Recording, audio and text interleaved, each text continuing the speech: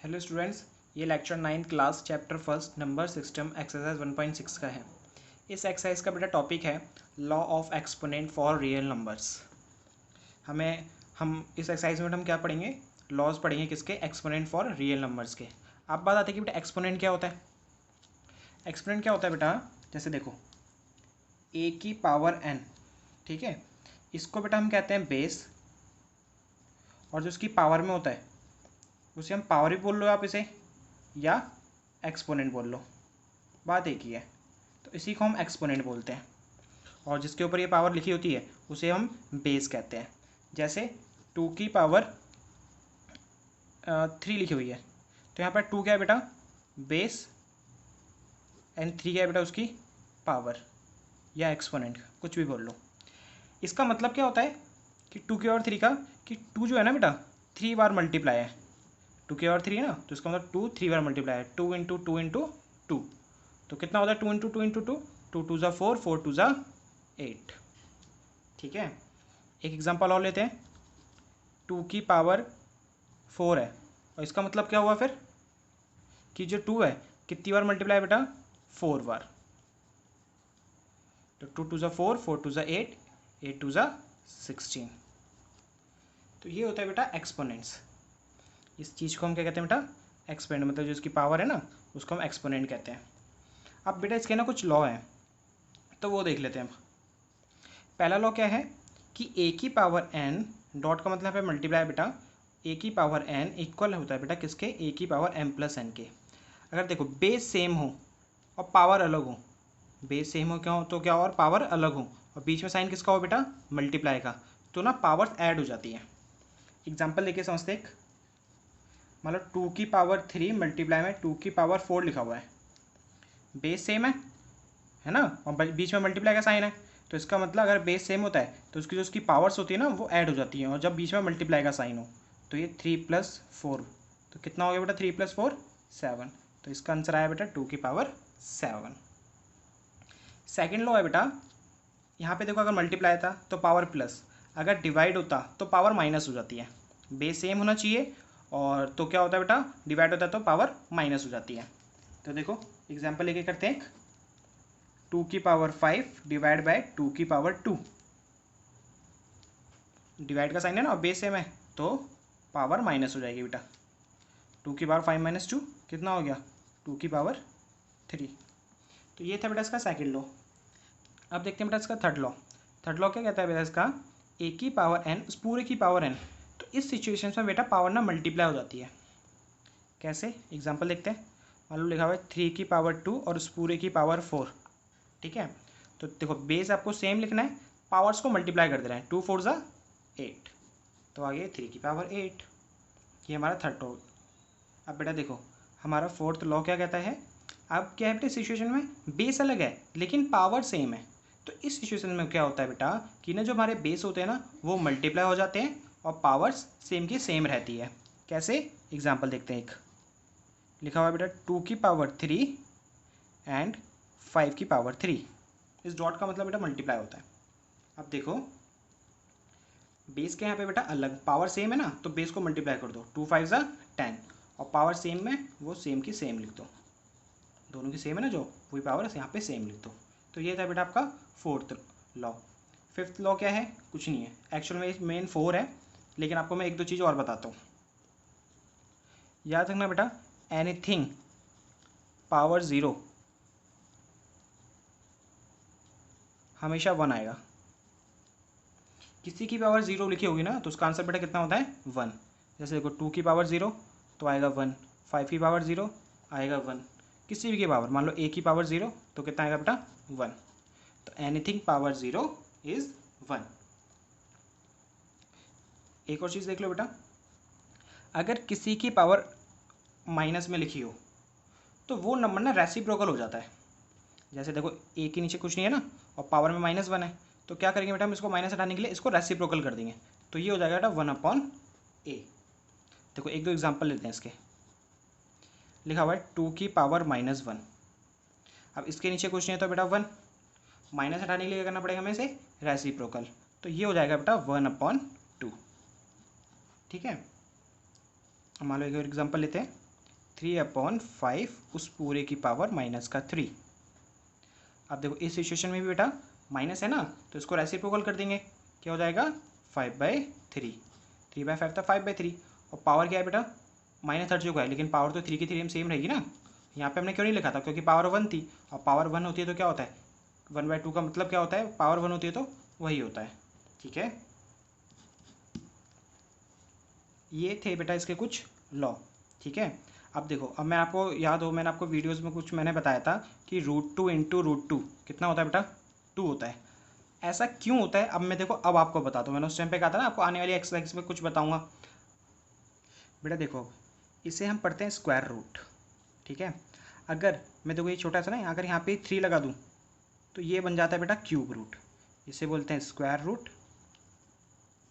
अगर यहाँ मैं 3 लिख दूँ इसके ऊपर छोटा सा, तो ये बन जाता है बेटा क्यूब रूट। अगर मैं 4 लिख दूँ तो क्या बन जाएगा बेटा फोर्थ रूट। ऐसे ही 5 लिख दो तो बेटा फिफ्थ रूट, ऐसे 6 लिख दो तो बेटा सिक्स रूट। ऐसे चलते रहेगा ये तो इनफाइनाइट तक, कभी खत्म ही नहीं होगा, है ना। अब देखो इसका एक्चुअल मतलब क्या होता है कि जैसे मैंने बोला बेटा √2 स्क्वायर रूट 2, तो इसका मतलब होता है 2 की पावर हाफ। इस स्क्वायर रूट का मतलब क्या होता है बेटा 2 की पावर हाफ। अगर ये क्यूब रूट होता तो इसका मतलब क्या होता 2 की पावर 1/3। अगर ये बेटा फोर्थ रूट होता तो इसका मतलब होता 2 की पावर 1/4। क्लियर है। अब देखो मुझे क्या बताना था आपको कि √2 इंटू √2 मैं आपको बताता था कि 2 होता है, √5 इंटू √5 कितना होता है 5 होता है। अगर सेम नंबर मल्टीप्लाई करते हैं हम रूट में तो वो सेम नंबर बाहर उठ के आ जाता है सीधा, है ना। अब देखो आता कैसे है, जैसे √2 इंटू √2 करना है हमें, है ना। ये 2 है ना, 2 लिखो। ये स्क्वायर रूट का मतलब क्या होता है पावर में हाफ। इस स्क्वायर रूट का मतलब क्या होता है पावर में हाफ। ठीक है, अब बेटा देखो बीच में मल्टीप्लाई का साइन है और दोनों के दोनों बेस सेम है। अभी हमने एक लॉ पढ़ा कि अगर बेस सेम होता है और बीच में मल्टीप्लाई का साइन होता है तो पावर क्या हो जाती है बेटा प्लस। तो 2 लिखो और पावर में 1/2 प्लस 1/2। 2 की पावर 1/2 प्लस 1/2 कितना हो गया बेटा 2/2। 2 से 2 कैंसिल हो गया, कितना आ गया बेटा 2 की पावर 1, और 2 की पावर 1 का मतलब 2 ही होता है। तो देखो इस तरह आता था हमारा ये 2। चलिए बेटा एक्सरसाइज के क्वेश्चन देख लेते हैं। पहला क्वेश्चन है बेटा फाइंड, मतलब इन सबको हमें फाइंड करना है, सॉल्व करना है इसको। तो बेटा 64 की पावर हाफ, हम 64 को बेटा 8 का स्क्वायर लिख सकते हैं, क्योंकि 8 इंटू 8 64 होता है। तो मैंने उसको लिख दिया बेटा 8 का स्क्वायर, और उस पूरे की पावर क्या है बेटा हाफ।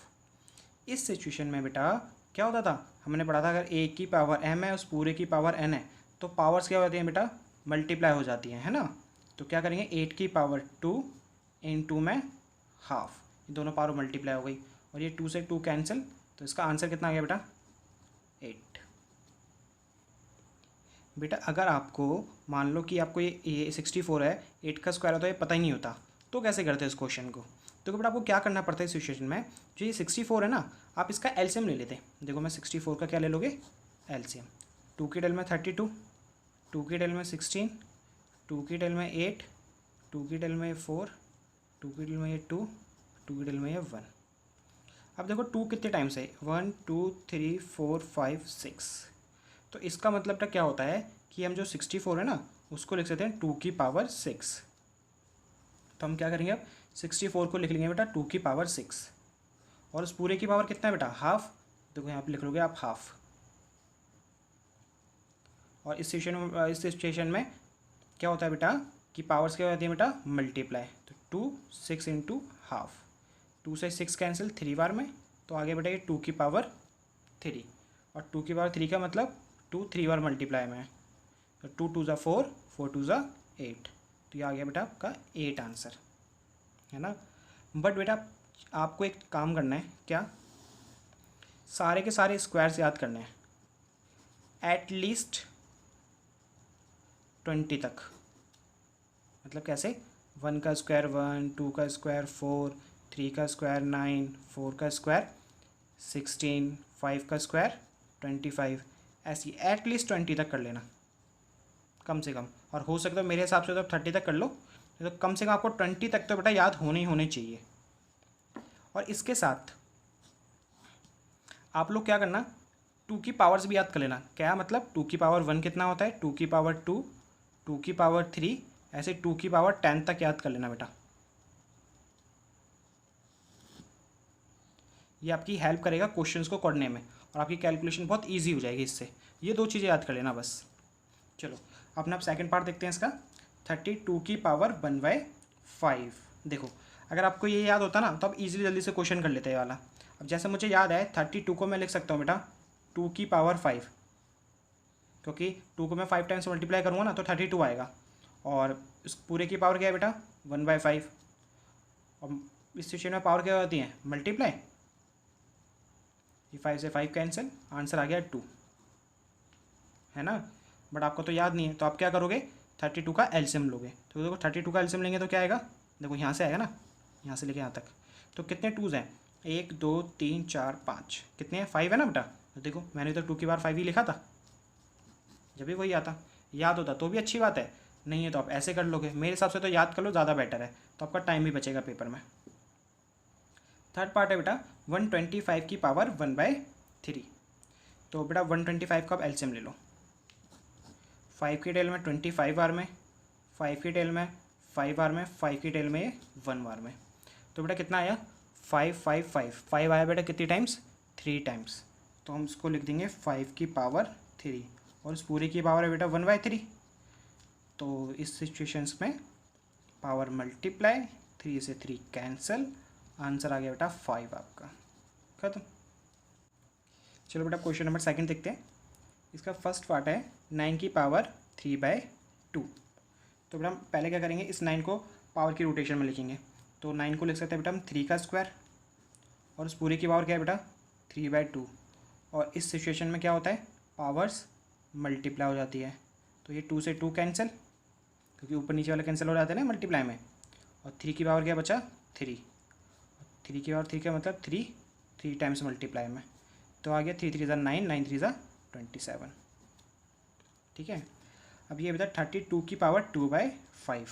अभी देखो मैंने आपको बताया था कि 32 को क्या लिख सकते हैं 2 की पावर 5, एलसीएम लेके भी दिखाया था मैंने आपको।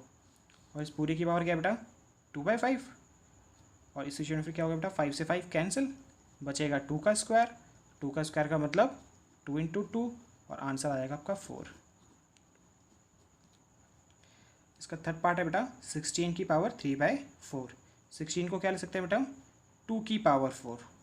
एलसीएम लेके देख लो आप, देखो 16 का एलसीएम लेते हैं 2 8 बार में, 2 की टेल में फिर ये 4 बार में, 2 की टेल में ये बेटा ये फिर 2 बार में, 2 की टेल में फिर ये बेटा 1 बार में। तो कितने टाइम्स 2 आया 4 टाइम्स, तो इसलिए देखो 2 की पावर 4। और इस पूरी की पावर क्या है बेटा 3/4। तो 2 की पावर 4 इंटू में 3/4, 4 से 4 कैंसिल, बचा 2 की पावर 3। और 2 की पावर 3 का मतलब क्या होता है बेटा 2 3 टाइम्स मल्टीप्लाई। तो 2 2 ज़ा 4, 4 2 ज़ा 8, ये हो गया आपका आंसर। बेटा क्वेश्चन नंबर सेकंड का फोर्थ पार्ट है 125 की पावर माइनस का 1/3 और 125। तो 125 को बेटा आप एलसीएम ले लेंगे हम उसको पावर्स में लिखने के लिए। तो ये आएगा बेटा 25 और 25 आता है 5 बार में, और आया 1। तो कितने 5 आ गए बेटा 5 की पावर 3। तो इसे लिख देंगे बेटा 5 की पावर 3। उस पूरी की पावर है बेटा माइनस का 1/3। तो ये जाएगा 5 की पावर 3 इंटू में माइनस का 1/3। 3 से 3 कैंसिल, बचा बेटा 5 की पावर -1। और मैंने आपको बताया था अगर पावर में माइनस हो तो क्या होता है बेटा रेसिप्रोकल, और इसके नीचे कुछ नहीं हो तो क्या है 1। तो इसका रेसिप्रोकल करा तो कितना है बेटा 1/5, ठीक है। Question number third simplify. First part है बेटा इसका 2 की पावर 2/3 इंटू में 2 की पावर 1/5। इसको हमें सॉल्व करना है। तो क्या करेंगे बेटा, देखो बेस सेम है और मल्टीप्लाई का साइन है, तो पावर क्या होती है बेटा ऐड हो जाती है। इस डॉट का मतलब मल्टीप्लाई होता है, याद रखना। देखो 2 की पावर 2/3 प्लस में 1/5 हो जाएगा। और बेटा फ्रैक्शंस को ऐड और सब्ट्रैक्ट कैसे करते हैं हम, एलसीएम लेके। 2 की पावर 3 और 5 का एलसीएम लेंगे आएगा बेटा 15। फिर 3 के टेल में 15 5 बार में, 5 को 2 से करा 10। 5 के टेल में 15 3 बार में, 3 को 1 से करा 3। तो ये आ गया बेटा 2 की पावर 13/15 आंसर, ठीक है। इसका है बेटा फिर सेकंड पार्ट 1/3 की पावर 3 उस पूरे की पावर 7। तो बेटा देखो 1 की पावर 7 तो 1 ही आएगा, क्योंकि 1 × 1 करेंगे तो 1 ही आना है। 3 की पावर 3 है, उस पूरे की पावर 7 है, तो पावर्स मल्टीप्लाई हो जाएंगी। अभी बताया था ना हमने, a की पावर n पूरे की पावर n, तो पावर्स मल्टीप्लाई हो जाती है ना। तो ये हो जाएगा 3 की पावर 21। ये आपका आंसर। इसका फिर बेटा नेक्स्ट पार्ट है 11 की पावर हाफ एंड 11 की पावर 1/4। बेटा देखो बेस सेम है और डिवाइड हो रहा है, तो इसका मतलब क्या होगा, पावर्स माइनस हो जाएंगी।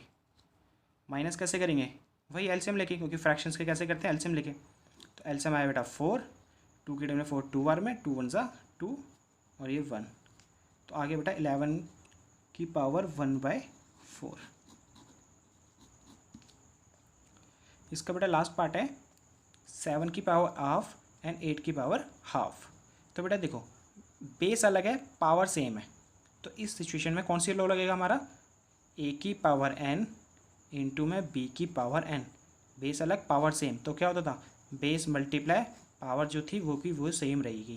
तो 7 8 ज़ा 56 और पावर हाफ की हाफ। तो ये हो गया बेटा आपका इसका आंसर। और इसी के साथ हमारी एक्सरसाइज 1.6 खत्म।